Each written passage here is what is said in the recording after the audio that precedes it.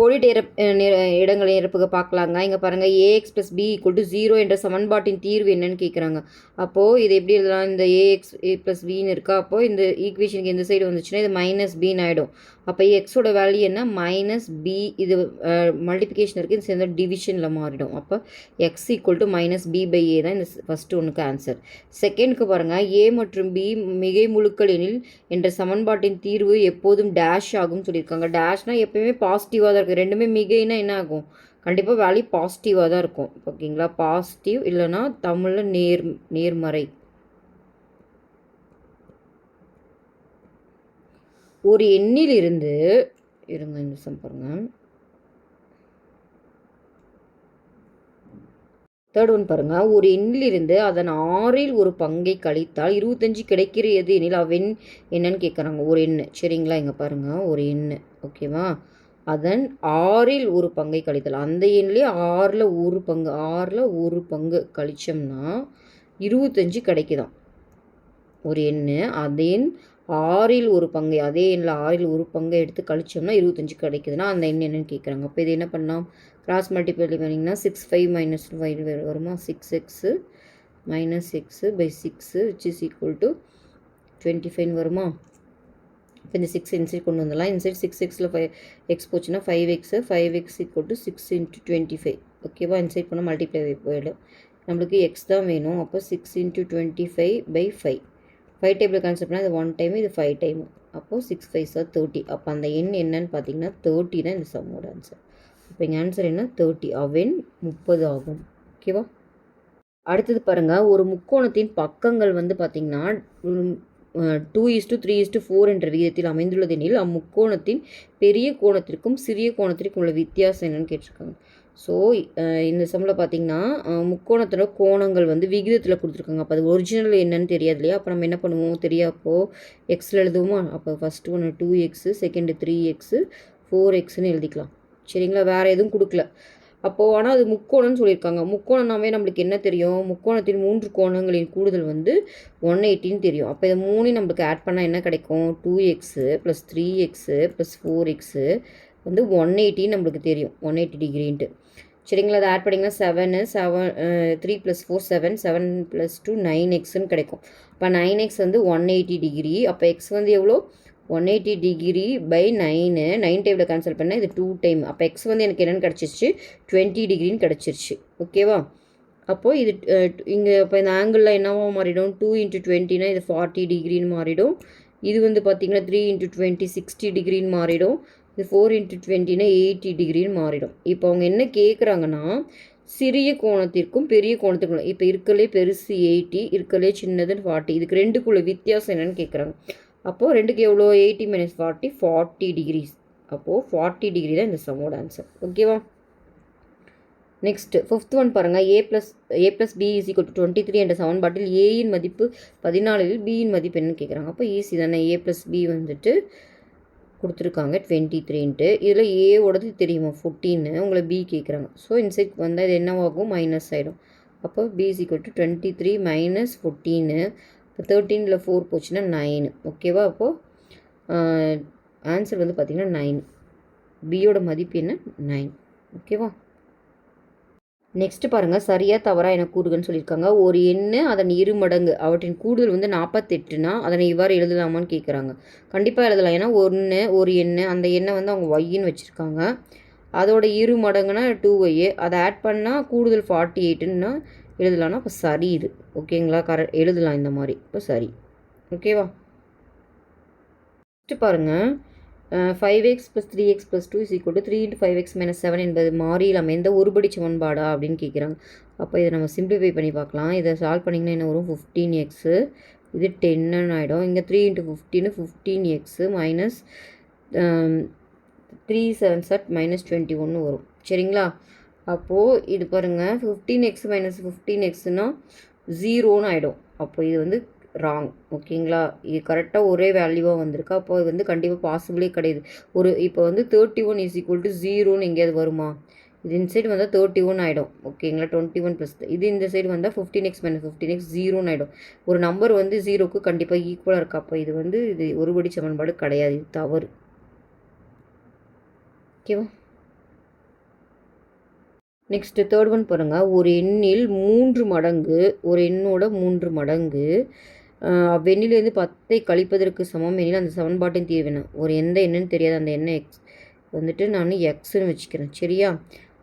ஒரு எண்ணின் 3 மடங்கு, அப்போ இதோட 3 மடங்கு வந்து அவ்வெண்ணிலிருந்து, இந்த எண்ணிலிருந்து 10ஐ கழிப்பதற்கு சமமாக. சரியா? அப்போனா அந்த சமன்பாட்டின் தீர்வு. அப்போ இந்த சமன்பாடை தீர்த்தா என்ன வரும்? இந்த சைடு வந்து 3xல இந்த சைடு போச்சுன்னா 2xன்னு ஆகிடும். ஓகேங்களா? அப்போது இது 2x ஈக்குவல் டு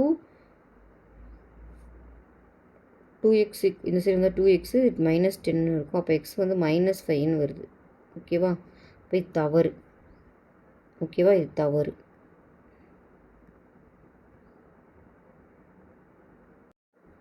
சாரிங்க, இந்த தேர்ட் சம்மில் நான் சரியாக படிக்கல. ஒரு எண்ணில் 3ல் 1 மடங்குன்றதை 3 மடங்குன்னு நான் படிச்சுட்டேன்.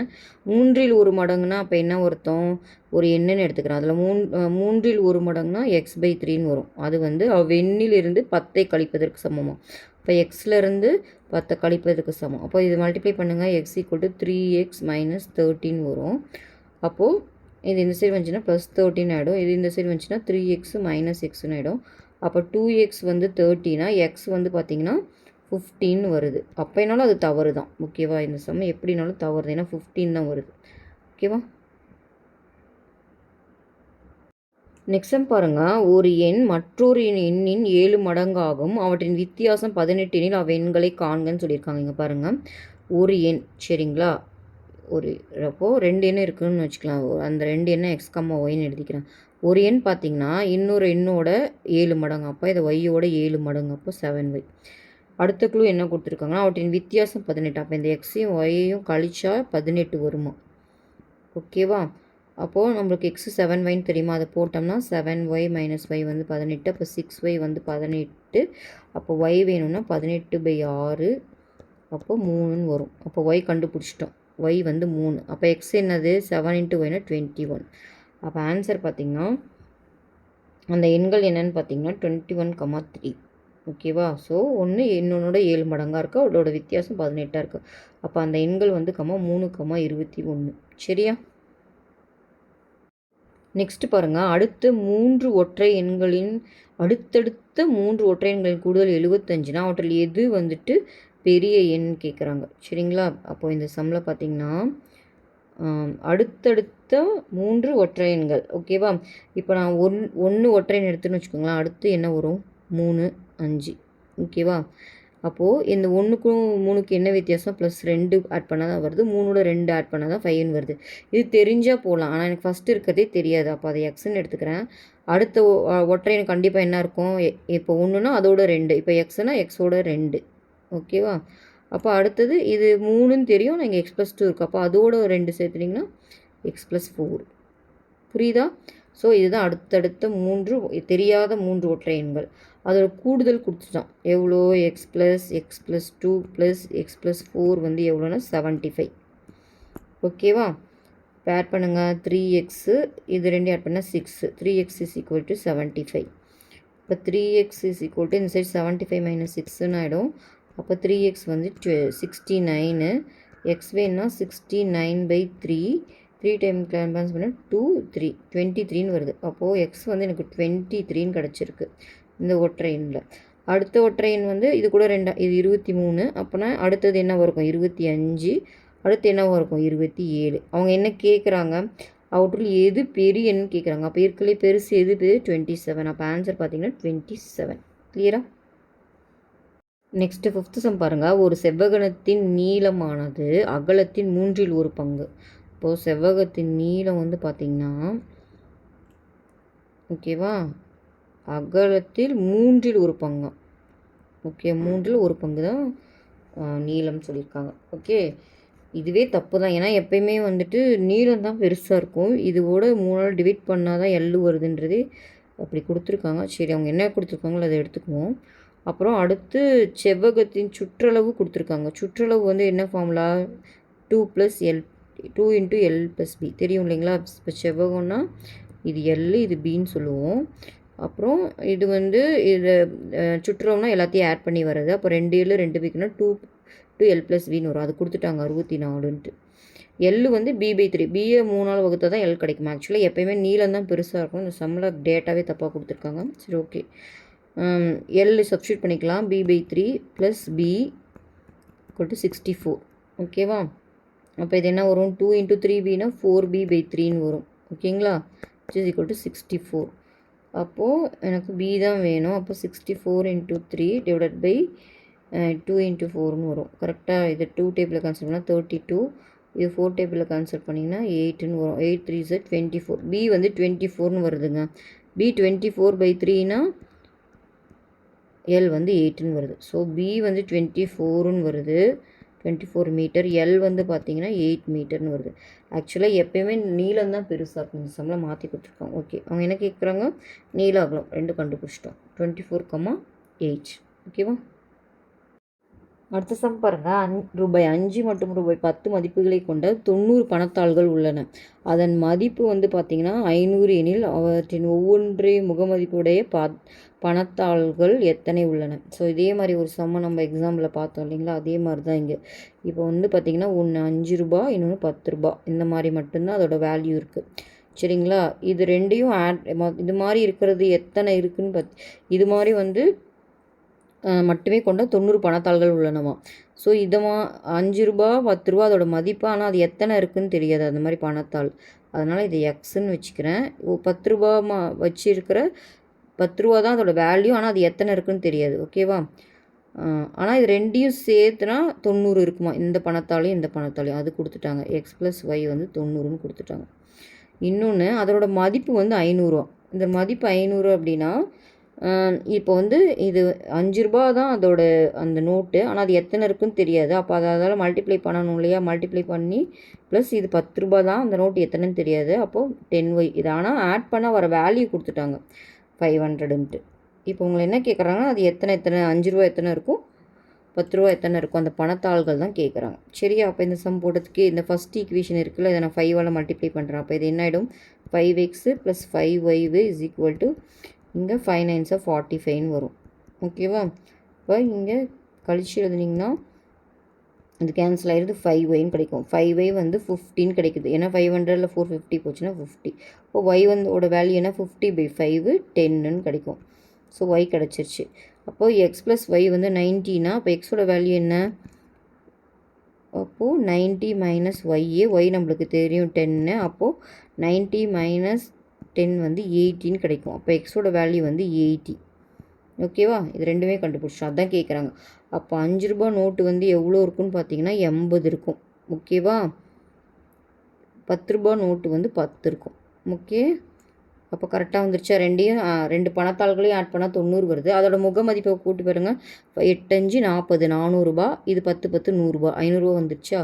இப்போ இதுதான் ஆன்சர். அப்போது 80, 10 இதுதான் ஆன்சர். 80, 10.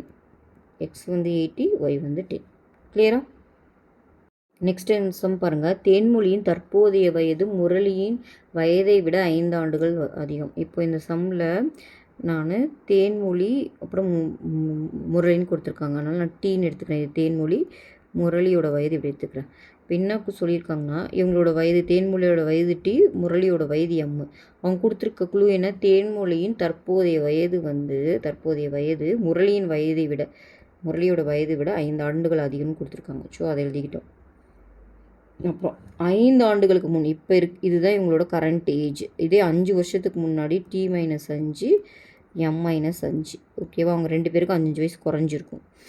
அப்போது என்ன சொல்லியிருக்காங்க அப்படின்னா, அப்போது வந்து அந்த 5 வயசுக்கு முன்னாடி 5 ஆண்டுகளுக்கு முன் தேன்மொழிக்கும் முரளிக்கும் இடையே இருந்த வயது விகிதம் கொடுத்துருக்காங்க. அப்போது தேன்மொழி தான் ஃபஸ்ட்டு கொடுத்துருக்காங்க. அப்போ தேன்மொழி முரளி வந்து 5 வருஷத்துக்கு முன்னாடி இருந்த வயது விகிதம் 3/2ன்னு கொடுத்துருக்காங்க. இப்போ அவங்களோட தற்போதைய வயது என்ன? அதான் தற்போதைய வயது நம்ம TMன்னு வச்சுருக்கோம். அதை கண்டுபிடிக்கணும். அப்போ இதை கிராஸ் மல்டிப்ளை பண்ணுங்கள். 2 × t - 5, 3 × m - 5. ஓகேவா? அப்போ 2t - 10, இது 3m - 15 வரும். ஓகேவா? இப்போது இதில் ஏதாவது ஒரு வேல்யூ நம்ம சப்ஸ்டியூட் பண்ணிக்கிட்டா போதும். இப்போ 2t - 10 இருக்கா? டீக்கு நம்மளுக்கு வேல்யூ தெரியுமா? அது போட்டுக்கலாம். டீயோட வேல்யூ என்ன? m + 5. ஓகே, -10 இங்கே வந்து பார்த்திங்கன்னா 3m மைனஸ் 15 இருக்குது. ஓகே, சப்ஸ்டியூட் பண்ணிக்கிட்டோம். டி இருக்கிற இடத்துல இந்த m + 5 சப்ஸ்டியூட் பண்ணணும். இந்த முள்ள மல்டிப்ளை பண்ணுங்கள். tm + 10 மைனஸ் 10 3m மைனஸ் 15 வருது. ஸோ இதில் பார்த்திங்கன்னா இந்த 10 + 10 கேன்சல் ஆயிரும். இப்போது இந்த 15 இந்த சைடு வந்துச்சுன்னா +15 ஆயிரும். இந்த m இந்த சைடு வந்துச்சுன்னா 3m மைனஸ் 2mன்னு ஆகிடும். அப்போது எம்மோட வேல்யூ தெரிஞ்சிச்சு 15. ஓகேவா? m15 நம்ம கண்டுபிடிச்சிட்டோம். அப்போது டி கண்டுபிடிச்சிடலாமா? m போட்டிங்கன்னா டி வந்து என்ன m + 5. அப்போ நம்மளுக்கு m வந்து 15ன்னு இருக்குது. 15 + 5 வந்து 20. அப்போது கண்டுபிடிச்சிட்டோம். இப்போ தேன்மொழியோட வயது வந்து 20, முரளியோட வயது வந்து 15. m வந்து முரளி 15 வயசு, தேன்மொழியோட வயசு 20. கிளியரா?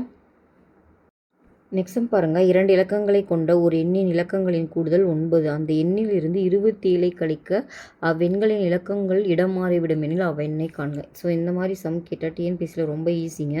ஆன்சர்லேருந்து போடுறது, இது ஆக்சுவல் ப்ரொசீஜர் போடுறதுக்கு பதிலாக நீங்கள் ஆன்சர்லேருந்து போகிறது பெஸ்ட்டாக இருக்கும். அவங்க ஆன்சர் கொடுத்துருப்பாங்க, அதை கூட்டி பாருங்கள், எதோடது 9 வருதோ அதை எடுத்துக்கோங்க. அதில் அந்த நம்பரில் 27 கழிச்சு ரிவர்ஸில் வருதான்னு பார்க்கணும். சரிங்களா? இப்போது நம்ம ஆன்சர் தெரியாத நம்ம என்ன பண்ணுறோன்னா இருக்கிற சான்ஸ்லாம் எழுதிக்கலாம். 1 2 3 4 5 6 7 8 தான் வரும். ஏன்னா 9ஓட எந்த நம்பரையும் கூட்ட முடியாதுல, 2 இலக்கங்களை கூட்டணும். அப்போ இந்த வர தான் சான்ஸ் இருக்குது. இங்கே பாருங்கள், 1ஓட 8 கூட்டினாலும் 9 தான், 2ஓட 7 கூட்டினாலும் 9 தான், 3ஓட 6 கூட்டினாலும் 9 தான், 4ஓட 5 கூட்டினாலும் 9 தான். இப்போ 2 இலக்கங்களின் கூடுதல் வந்து 9ன்னு சொல்லிட்டுருக்காங்க. அப்போ இந்த காம்பினேஷன் எல்லாமே வரும். அப்போது இதில் வந்து அப்புறம் அடுத்த க்ளூ போகணும். இந்த எண்ணிலிருந்து 27 கழிக்கணுமா? 27 கழிச்சா அவ்வெண்ணங்கள் இலக்கங்கள் மாறிவிடுமா? இப்போது கண்டிப்பாக 81 ஃபஸ்ட்டு ஒன் பார்த்திங்கன்னா 18 இல்லைனா 81 எழுதலாம். அதில் வந்து 27 கழிச்சோன்னா கண்டிப்பாக இடம் மாறி வர சான்ஸே கிடையாது. சரிங்களா? அப்போ அதை விட்டுடலாம். 72 இல்லைனா 27 வரும்.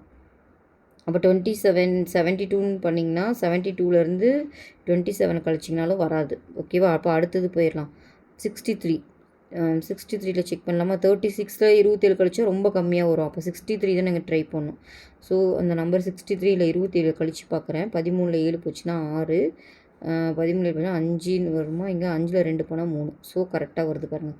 63லேருந்து நான் 27 கழிச்சா அப்படியே இடம் மாறிடுது பாருங்கள். 3 2 மாறி வருது. ஸோ அதுதான் அவங்க சொல்கிறாங்க. 2 எண்ணை கூட்டினா 9 வரணும். மொதல் கண்டிஷனும் சாட்டிஸ்ஃபை ஆகுது. 6 + 3 வந்து 9.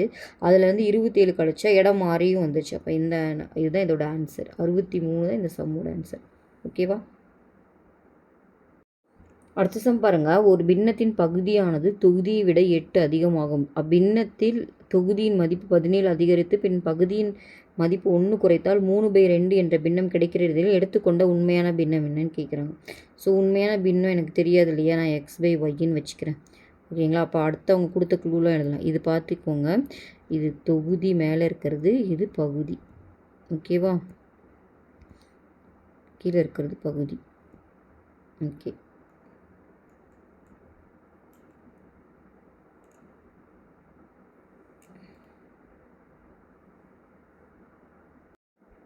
கீழே இருக்கிறது பகுதி. என்ன கொடுத்துருக்காங்க? பின்னத்தின் பகுதி வந்து தொகுதியை விட 8 அதிகம். அப்போ x + 8 இது கொடுத்துருக்காங்க. இன்னொன்று என்ன கொடுத்துருக்காங்க? பின்னத்தின் தொகுதியை வந்து 17 அதிகரிக்கணுமா, அப்புறம் பகுதியோட மதிப்பை வந்து 1 குறைக்கணுமா. குறைச்சிட்டா இந்த மாதிரி ஆகிடுமா 3/2. அப்படின்னா எக்ஸோட ஒய்யோட வேல்யூ என்னன்னு கேட்குறேன். சரி, இதை கிராஸ் மல்டிப்ளை பண்ணிக்கலாம். 2 × x + 17 which is equal to 3 × y - 1. அப்புறம் மல்டிப்ளை பண்ணிக்கோங்க. 2x 17 2s 34. இதை மல்டிப்ளை பண்ணிங்கன்னா 3y - 3. ஓகேவா? இப்போ 2x is equal to 34. இப்போ ஒய்க்கு எனக்கு வேல்யூ தெரியும் இல்லையா, சப்ஸ்டியூட் பண்ணிக்கலாம். 3 × ஒய்யோட வேல்யூனா x + 8 - 3. ஓகேவா? 2x is equal to 34. இது 3x, 3 8s 24 - 3. இப்போ 3x is equal to 21. Okay, 2x + 34. அப்போது இந்த 34 - 21 ஆகிடும். இந்த சைடு வந்துச்சுன்னா 3x - 2xன்னு ஆகிடும். அப்போ இது எக்ஸு. 34ல் 20 வந்துச்சுன்னா 4ல் 1 போச்சுன்னா 3, 3ல் 2 போச்சுன்னா 1. அப்போ எக்ஸோட வேல்யூ பார்த்தீங்கன்னா 13. இப்போ எக்ஸ் எனக்கு கிடச்சிருச்சு 13. ஓகேவா? இப்போ ஒய்யோட வேல்யூ என்ன 13 + 8 இப்போ 21. அப்போது x/yயோட வேல்யூ என்ன 30. எக்ஸ்க்கு என்ன கண்டுபிடிச்சிக்கோம் 13, ஒய் என்ன கண்டுபிடிச்சிக்கோம் 21. அப்போ அந்த பின்னம் வந்து பார்த்திங்கன்னா 13/21. ஓகேவா? நெக்ஸ்ட் பாருங்கள், ஒரு தொடர் வண்டி மணிக்கு 60 கிலோமீட்டர் வேகத்தில் சென்றால் இடத்திற்கு 15 நிமிடங்கள் தாமதமாக சென்று சேரும். ஆனால் அவ்வண்டி 85 கிலோமீட்டர் வேகத்தில் சென்றால் சேர வேண்டிய இடத்திற்கு 4 நிமிடங்கள் மட்டுமே தாமதமாக சென்று சேரும் எனில் அத்தொடர் வண்டி கடக்க வேண்டிய பயண தூரம் என்னன்னு கேட்குறாங்க. ஸோ இந்த மாதிரி நம்ம எக்ஸாம்பிளே பார்த்தோம் இல்லையா? இதுக்கு ஒரு ஃபார்முலா இருக்குது. வேகத்துக்கு நம்மளுக்கு ஒரு ஃபார்முலா தெரியும். வேகம்னாவே தூரம் பை நேரம். ஓகேவா? இப்போ கிவன்லாம் எழுதிக்கலாம். ஃபஸ்ட்டு 60 கிலோமீட்டர் வேகத்தில் போகிறாங்க, தூரம் தெரியாது, அதான் நம்மளை கண்டுபிடிக்க சொல்கிறாங்க. நேரமும் தாமதமாகும் தான் சொல்லியிருக்காங்க, ஆனால் எவ்வளோ நேரம்னு கொடுக்கலாம். அப்போ அது T1 வச்சுக்கிறேன். செகண்டு 85 கிலோமீட்டர் வேகத்தில் போகிறாங்க, அதுவும் தூரம் பை T2ன்னு வச்சுக்கிறேன். அதோட டைமும் தெரியாது. ஆனால் என்னென்னா இங்கே பாருங்கள், இதுதான் கண்டுபிடிக்கணும். வந்து 15 நிமிடங்களில் போகிறாங்களாம். இப்போது இந்த பாருங்கள், இப்போ 9 o'clock தான் அவங்க போகணுன்னா 9:15க்கு தான் போகிறாங்க. ஓகேவா? அதே 85 கிலோமீட்டரில் வாங்கினா 9:04க்கு போயிடுறாங்க. அப்போது இதுக்கு ரெண்டுக்குள்ளே டிஃப்ரெண்ட் எவ்வளோ? 15ல் 4 போச்சுன்னா 11. ஓகேவா? ஸோ நம்ம டிஃப்ரென்ஸ் தான் கண்டுபிடிக்க முடியும். இதில் இந்த கரெக்ட் டைம் என்ன நம்ம அவங்க கொடுக்கல. இவ்வளோ நிமிஷம் தாமதமாகுதுன்னு தான் சொல்லியிருக்காங்க. ஆக்சுவலாக கொடுக்கலாம். ஆனால் நம்ம டிஃப்ரென்ஸ் வேணால் நம்மளால் கண்டுபிடிச்சிக்க முடியும். டிஃப்ரென்ஸ் பார்த்திங்கன்னா ஒன்று 15 நிமிஷம் ஆகுது, இன்னொன்று 4 நிமிஷம். அப்போ டிஃப்ரென்ஸ் பார்த்திங்கன்னா 11 minutes. 11 minutes. இது வந்து பார்த்திங்கன்னா 11 நிமிடம். ஓகேவா? நம்மளுக்கு தெரியும் 60 நிமிடம் வந்து 1 மணி நேரம். எப்பயுமே கிலோமீட்டரில் வந்துச்சுனாவே டைம் வந்து ஒரு நேரத்தை வந்து மணியில் தான் எடுத்துக்கணும், அதாவது ஹவரில் தான் எடுத்துக்கணும். அப்போது 60 நிமிடம் வந்து 1 மணி நேரம். ஓகே, எனக்கு அப்போ 1 நிமிடம் என்னென்னு கிடைக்கும்? அப்போது 1/60ன்னு கிடைக்கும். ஓகேவா? அப்போ இதை மாற்றினீங்கன்னா T1 - T2 வந்து பார்த்திங்கன்னா 11/60 மணி நேரம். ஓகேவா? இப்போ மணி நேரத்தில் மாற்றிட்டோம். ஓகே, இப்போது இதிலேருந்து பாருங்கள், இதிலேருந்து இந்த T1 இந்த போய் கிராஸ் மல்டிப்ளை பண்ணுங்கள். T1 இங்கே போச்சுன்னா இப்போ தூரம் பை 60ன்னு வரும். ஓகேவா? அதே மாதிரி இதில் பார்த்திங்கன்னா T2 வந்து பார்த்திங்கன்னா கிராஸ் மல்டிப்ளை பண்ணிட்டிங்கன்னா தூரம் பை 85ன்னு வரும். தூரம் பை 85ன்னு வரும். இது ரெண்டு எடுத்துகிட்டு போய் இதில் போடலாமா? இப்போ T1 என்னென்னு கண்டுபிடிச்சிருக்கோம், தூரம் பை 60. இது தூரம் பை 85. சப்ஸ்டியூட் பண்ணிட்டோமா? அப்போ 11/60. நம்மளோட எய்ம் என்ன? தூரத்தை தான் கண்டுபிடிக்க போகிறோம். கரெக்டாக? அப்போ தூரத்தை வெளியே எடுத்துருங்க. அப்போ என்னாகும்? இது 1/60 - 1/85 வந்து 1/60 11/16 கிடச்சிருக்கு. ஓகேவா? இப்போ தூரம் வேணும், கிராஸ் மல்டிப்ளை பண்ணுங்கள். 85 - 60 ஓகே இஸ் ஈக்குவல் டு 60 × 85ன்னு வரும். ஓகேவா? இது வந்து 11/60க்கு ஈக்குவல். இப்போ இந்த 60 கேன்சல் ஆகிடும். அப்போ தூரம் தான் வேணும். அப்போ என்ன ஆகிடும்? 11 இது இன்சைட் போனால் மல்டிப்ளைல் ஆகிடும், இது இன்சைட் வந்து டிவைல் ஆகிடும். 85ல் 60 போச்சுன்னா 25. 5 டேபிளில் கேன்சல் பண்ணுங்கள். இது 5 டைம்ஸு, இது 1 டைமு, 1 டைமு, அப்புறம் மீதி 35ல் 7 டைம். அப்போது இப்படி வருது. இது ரெண்டையும் மல்டிப்ளை பண்ணி பாருங்கள். 17 × 11. அப்போது 17 17ன்னு வரும். 187. 187 5ஆல் டிவைட் பண்ணுங்கள். 3 7s are 15. அப்புறம் 37ல் 37 இருக்கா? அப்போ 7 5s are 35. ரிமைனிங் 2 இருக்குது. பாயிண்ட் வச்சிட்டோம்னா 20 ஆகிடும். அப்போ 4 டைம்ஸ். அப்போ ஆன்சர் பார்த்தீங்கன்னா தூரம் 37.4 கிலோமீட்டருங்க. ஆன்சர் 37.4 கிலோமீட்டர் இந்த சம்மோட ஆன்சர். ஓகேவா? இந்த கொள்குறி வகை வினாக்கள் பார்க்கலாங்க. ஒரு எண் அதன் பாதியின் கூடுதல் 30 எண்ணில் அவ என்னன்னு காண்க. இது ரொம்ப ஈஸி இல்லையா? ஒரு எண் அதோட பாதி, இதோட கூடுதல் வந்து 30. அப்போ அந்த எண் என்னன்னு கேட்குறாங்க. அப்போ இதை எல்சியம் எடுத்திங்கன்னா 2x + x 3xன்னு வரும். 3x/2 வந்து 30. எக்ஸ் வேணுன்னா 30 × 2 / 3. இது 3 டேபிள் கான்செப்ட்னா இது 1 டைமு, இது 10 டைம். 10 × 2 20 தான் இந்த சம். அப்போ அந்த எண் பார்த்தீங்கன்னா 20. அது எங்கே இருக்குது? 20 தான் இந்த சம்மோட ஆன்சர். நெக்ஸ்ட் சம் பாருங்கள். ஒரு முக்கோணத்தின் வெளிக்கோணம் வந்து கொடுத்துருக்காங்க. வெளிக்கோணம் வந்து 120 டிகிரியாம். அதில் உள்ளெதிர்கோணம் ஒன்று 52னா மற்றொன்று என்னன்னு கேட்டிருக்காங்க. முக்கோணத்தில் இந்த ரிசல்ட்டும் நம்ம படிச்சிருக்கோம். அதாவது வெளிக்கோணம் வந்து உள்ளே இருக்கிற கோணத்தோட கூடுதலுக்கு சமம். ஓகேவா? அப்போ இந்த 120 டிகிரி வந்து ஒரு கோணம் கொடுத்துட்டாங்க. ஒரு உள்கோணம் 58 டிகிரி, இன்னொன்று எக்ஸ்ன்னு வச்சுக்கலாம். இதுக்கும் ரெண்டுக்கும் சேர்த்து தான் அது 180 சமம். இப்போ எனக்கு எக்ஸ் வேணும்னா 120 - 58. ஓகேவா? 120 10ல் 8 போச்சுன்னா 2. ஓகே, அப்போது 11ல் 5 போச்சுன்னா 6, 62ன்னு வருது. அப்போ ஆன்சர் பார்த்தீங்கன்னா 62 டிகிரி. ஓகேவா? பாருங்கள். ஆண்டிற்கு 5% வட்டி வீதத்தில் ஓராண்டிற்கு 500ஐ தனி வட்டியாக தரும் அசல் எவ்வளவுன்னு கேட்டிருக்காங்க. ஓகேவா? இப்போ என்ன கொடுத்துருக்காங்க? ஆர் கொடுத்துட்டாங்க 5%. ஓகேவா? அடுத்து வட்டியும் கொடுத்துட்டாங்க, ஐ கொடுத்துட்டாங்க 500ன்ட்டு. ஓராண்டிற்குன்னு சொல்லிட்டாங்க, என் வந்து 1. அப்போது நம்ம ஐ ஃபார்முலாவில் போடலாமா? PNR/100. இதில் என்னென்ன கொடுத்துருக்காங்க? 500 கொடுத்துட்டாங்க, பி தான் கேட்குறாங்க, எண்ணை கொடுத்துட்டாங்க, 6 5ன்னு கொடுத்துட்டாங்க, /100. ஓகேவா? எனக்கு பி தான் வேணும். அப்போது 500 × 100/5. 5 டேபிள் கான்செப்ட்னா இது 1 டைமு, இது 100 டைம். 100 × 100 10,000. பி வந்து எவ்வளோன்னு பார்த்தீங்கன்னா 10,000. அந்த ஆன்சர் இங்கே இருக்குது, இங்கே இருக்குது பாருங்கள். 10,000 தான் இந்த சம்மோட ஆன்சர். அடுத்த சம் பாருங்கள். 2 எண்களின் மீசிமா மீப்புவோ அவற்றின் பெருக்கு தொகை கொடுத்துருக்காங்க பாருங்கள். எல்சிஎம்மும் அப்புறம் ஹெச்சிஎஃப், இது ரெண்டோட மல்டிபிகேஷன் ஆன்சர் கொடுத்துருக்காங்க. எவ்வளோ? 24. ஓகேவா? அவற்றில் ஒரு எண் 6ஆம். 2 எண் இருக்கா, அதில் ஒரு எண் வந்து கொடுத்துட்டாங்க 6ன்ட்டு. இன்னொரு எண் என்னன்னு கேட்குறாங்க. சரியா? நம்மளுக்கு தெரியும் இரு எண்களின் பெருக்கு தொகையை வந்து XYயோட வேல்யூ வந்து LCM × HCFன்னு 6லேயே படிச்சிட்டோம். கரெக்டாக 2 எண்களை பெருக்கிறதுக்கும் LCM HCM ஈக்குவலாக இருக்கும்னு நம்மளுக்கு தெரியும். இப்போ எக்ஸ் கொடுத்துட்டாங்க 6ன்ட்டு, உங்களை ஒய் தான் கேட்குறாங்க. LCM × HCF வேல்யூ அவங்களே கொடுத்துட்டாங்க 24ன்னு. அப்போ எனக்கு ஒய் வேணா 24/6. அப்போ என்ன 6 4s are 24. ஆன்சர் என்ன? 4. கிளியரா?